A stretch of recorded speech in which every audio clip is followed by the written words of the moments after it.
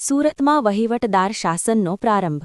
IAS અધિકારી મિલિંદ તોરવણે સંભાળશે કમાન. સુરત શહેરમાં આજથી વહીવટદાર શાસનનો પ્રારંભ થયો છે. રાજ્ય સરકારના નિર્ણય અનુસાર સુરત મહાનગરપાલિકામાં વહીવટની જવાબદારી હવે વહીવટદાર તરીકે નિમાયેલા આઈએએસ અધિકારી મિલિંદ તોરવણે સંભાળશે. મ્યુનિસિપલ કોર્પોરેશનની કાર્યાવધિ પૂર્ણ થતાં હવે વહીવટદાર શાસન અમલમાં આવ્યું છે, જેના અનુસંધાને વહીવટ અને વિકાસ કાર્યોની સમગ્ર કમાન્ડ આઈએએસ અધિકારી મિલિંદ તોરવણે સંભાળશે.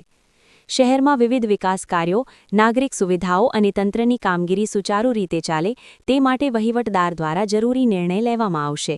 તંત્ર દ્વારા આગામી સમયમાં શહેરના વિકાસ અને જાહેર સુવિધાઓને પ્રાથમિકતા આપવામાં આવશે. વહીવટદાર શાસન દરમિયાન તમામ વિભાગોની કામગીરી પર સીધી દેખરેખ રાખી શહેરના વહીવટની વધુ સુદૃઢ બનાવવાનો પ્રયાસ કરવામાં આવશે. રિપોર્ટર નૈતિક રેશમવાડા, સુરત.